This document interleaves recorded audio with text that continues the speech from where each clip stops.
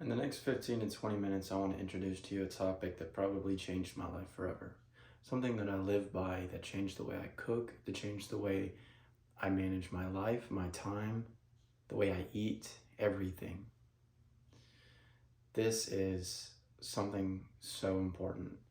It's something that a lot of people don't understand and they don't use effectively, and it controls their life. It controls their life through habits, through actions, through their identity, in every way. Let me tell you a story. A few years ago, about 3 or 4, and longer than that, up until that point, for the entirety of my life, I had been playing video games. You know, I was the kind of dude that I didn't know how to cook. Okay, the best thing I could do was make scrambled eggs. I called it a scrambled omelet. I would make an omelet, but put the filling in the pan with the eggs, because I didn't know how to make an omelet. The best I could do was burn some eggs, try and flip it, screw it up. Beyond that, video games all day. I mean, I would hear people talk about their 8-hour session of gaming, and I look at them like, that's light work. Okay? I would be staying up until 1 or 2 in the morning playing video games, wasting my time, sacrificing my sleep, making bad grades because of it. The best I would do is maybe A, B on a roll. I was only making A, Bs at best. And I had C's sometimes too, and it started becoming a majority of my grades. Even in college, I was making C's and D's, and that's just grades, right? I wasn't living optimized. I was choosing the easy way over the hard way. I was choosing comfort over discipline. I chose ease over pain. And pain isn't always bad. It can be used in a great way. So, what am I talking about? What is this concept? And it's something I want to tell you about. Something that changed my life, and hopefully it will change yours too. Let's get into it. So, this is, well, before I start that, let's talk about dopamine, right?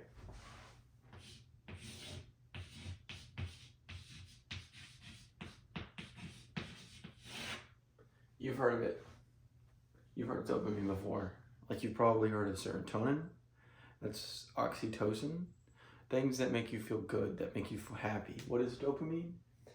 In your head, it's a chemical that is responsible for the habit feedback loop. It's responsible for your reward system in your mind.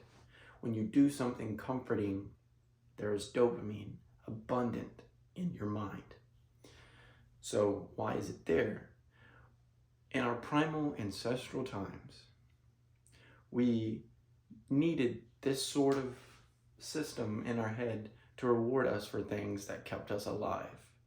When we found shelter, when we found heat and comfort, food, when we found a partner, when we found anything that would keep us alive in general, there was dopamine.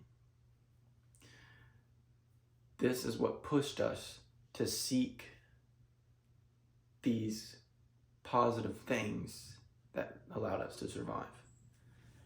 And so now, in a world where we're not chased by lions or tigers and we have an abundance of food, we just drive to a supermarket and pick out what we want. Any cow, any chicken, any pig, any vegetable that we want. I mean, any fish, right?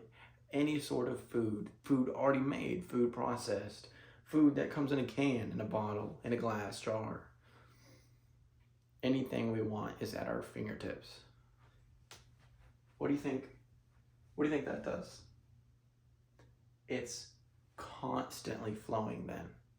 Anything that our ancestral brain might have found useful is now a minute or 2 away. You could order groceries, something that keeps you alive, on your phone and have it delivered to you. Can you imagine that ease? Think about our habits. Our habits are controlled by a reward system, much like when you train a dog. It works the same way. You have an action or a cue, okay? You have a cue. This is something like a whistle. When you whistle a dog, he'll come to you, right?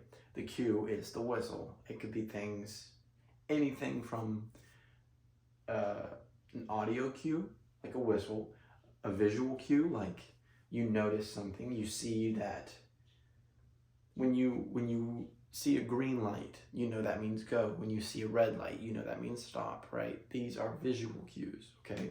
So first it starts with the cue, then you move to the response, your action. When you see a red light, for instance, I'll continue with that example. When you see a red light, cue is red light. Action,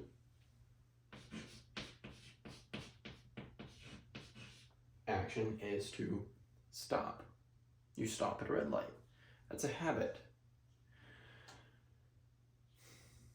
And not getting in a car crash and not dying, that's your dopamine. Now, a red light isn't a perfect example of what a habit looks like, but it's nonetheless one. One that might be more familiar is sugar, for example. Sugar is something that was like a luxury in ancestral times, in primal times when we were cavemen beating on rocks and sticks to make fire. A molecule like sugar is extremely rewarding. It tastes sweet, it tastes great, okay? This is something that was a luxury. And that released dopamine. When you're given a luxury, dopamine. Same reason when you ride in a nice car now, that's dopamine. When you eat a big meal, that's dopamine. When you have sugar or chocolate or candy, dopamine, right? These are things that can be addictive because of this feedback loop. And let me finish this real quick. So cue, action, reward. The cue is you're hungry. Okay, so you eat a snack, maybe something that has a lot of sugar in it. A sugary snack. That's the action. You eat the sugary snack. Your reward? The sugar, the dopamine. The dopamine is sufficient enough. The sugar causes a release of the dopamine and makes you crave it, leading to an addiction. And this is just about sugar, and I'm not going to go into that too heavy. However, there's this loop that creates a craving that the longer you consume something like sugar or social media or Netflix or TikTok, also social media, things like processed food release dopamine. I mean, these are things that come in cans and jars. It's so easy.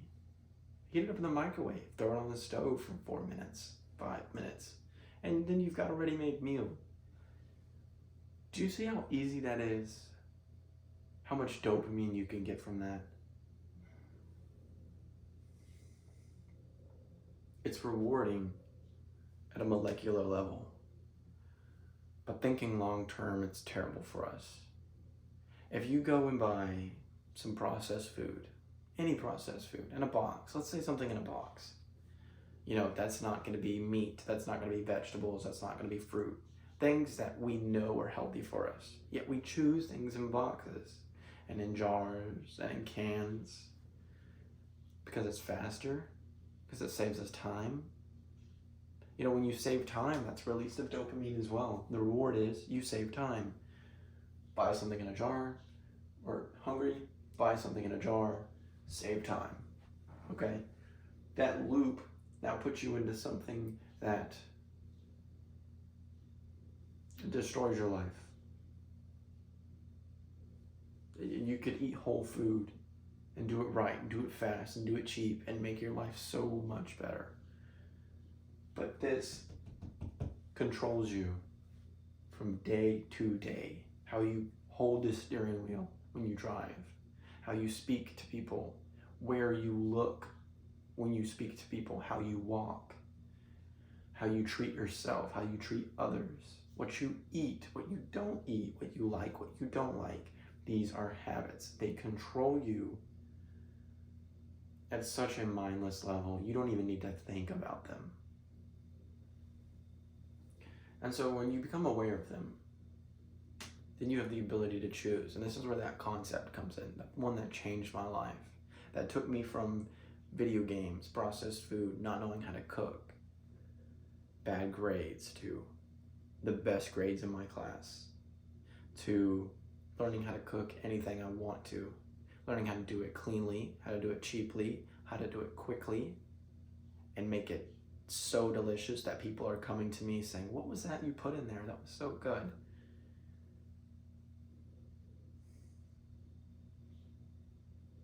Let me show you. I want to tell you about the concept of gratification. Short-term versus long-term specifically. Short-term gratification and long-term gratification.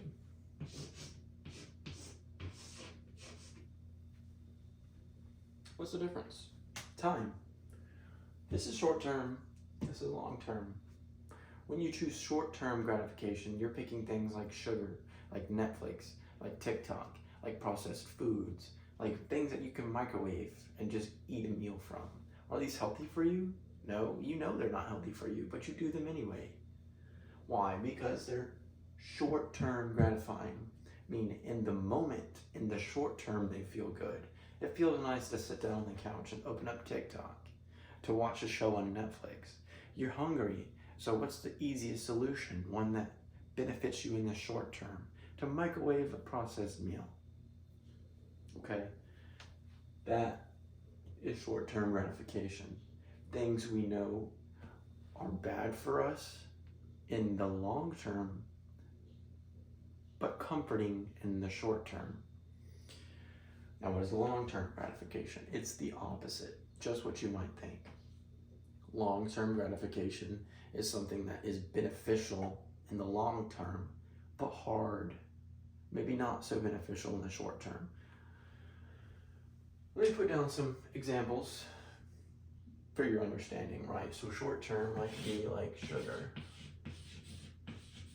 It might be TikTok. Am I sure? Coming up. TikTok. Netflix. Processed foods. Okay? Anything that is bad in the long term, comforting in the short term. Long term, these are things like cooking, okay? Cooking whole, healthy meals, not, oh, I want to cook a cake.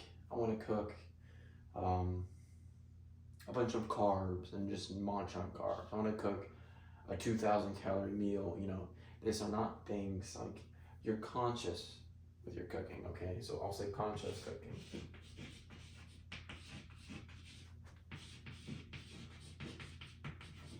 Health conscious. Health conscious cooking, okay. The gym.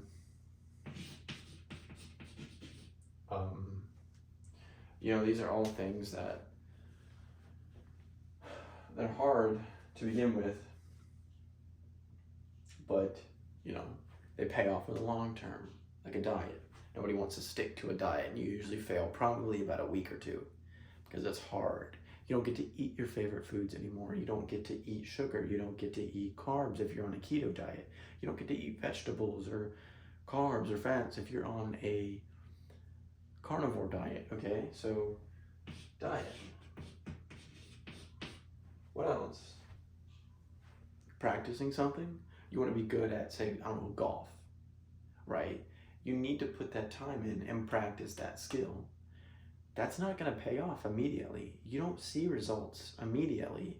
You don't see results in the short term, but you do in the long term. That is long-term gratification, right? So practice. Same thing goes for business as well. You're not going to see results. You're not going to see income. You're not going to see success in the short term. It's going to suck in the short term, actually. It's going to suck a lot. It's going to be hard. But in the long term, up here, okay, huge potential, right? So practice. or business. Okay? So this is the difference. When you think about your actions based on time, this is time. This is now. This is the future.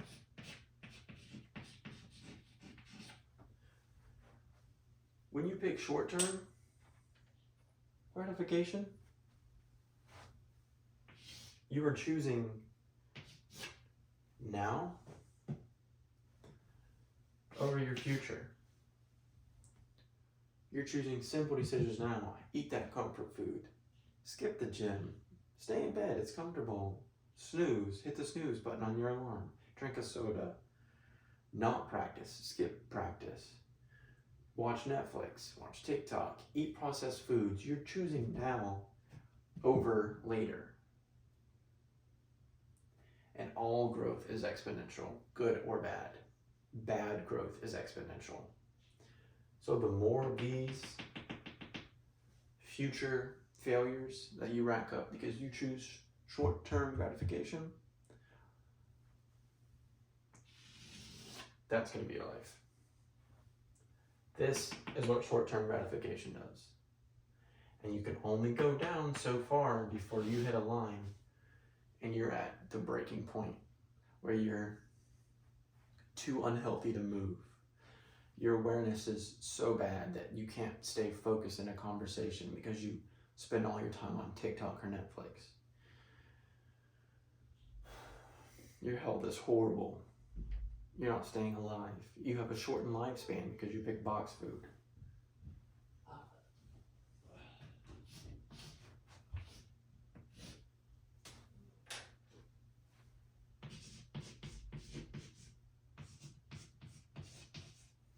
When you pick long term, you're sacrificing now for your future. And so, graphically, it's gonna suck now. There's not gonna be any progress in the beginning. But the more you do it, and the more wins you take for your future, the higher you go. So see how long-term gratification we know is better for us than short-term gratification. This is what short-term gratification can do. This is what long-term can do. Now the difference is that there's no limit like short-term gratification for long-term. You know what they say? The sky is the limit. It really is. And this is how. Get in front of your dopamine. Pick things that are long-term gratifying. Do the hard thing. Go to the gym when you don't feel like it. Stick to your diet. Go to practice. Start a business. Skip out on sugar, TikTok, Netflix, processed foods.